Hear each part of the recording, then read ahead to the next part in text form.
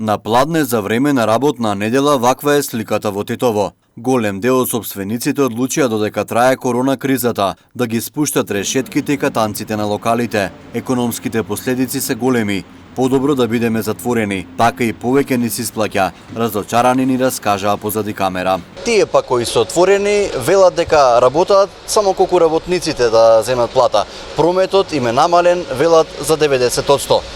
Од Стопанската комора на Северозападна Македонија истакна дека претежно трговските и гостителските објекти и без корона кризата едва ја обстануваат. Спасот секоја година го гледаат со доаѓањето на печалбарите за време на верските празници. Сега без гастарбајтерите, економските штети ќе бидат несогледливи. Можеби пак сметајќи на нивната солидарност што тие цело време ја имаат за оваа популација што тука или дел од семејството што тука го оставиле, сепак можеби јас би рекол пак уште поголема мерка ќе праќаат средства, но секако преку финансиските институции што функционираат во земјава. Податоците на Народната банка говорат дека во последните 9 месеци приливот од печалбарите изнесува 147 милиони евра. Експертите велат дека сумата е многу поголема и за една година достигнува и до 1 милиарда евра, пари со кои се покрива трговскиот дефицит во Македонија. Ја намала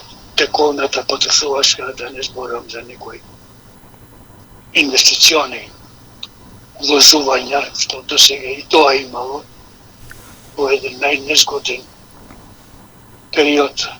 Одредени статистики говорат дека речиси 40% од населението од Полошка е одселено во западноевропските земји. Нивното доаѓање многу придонесува за одржување на економијата, но сега без нив голем дел од бизнис секторот дигна раце и веќе ги закатанчија продавниците.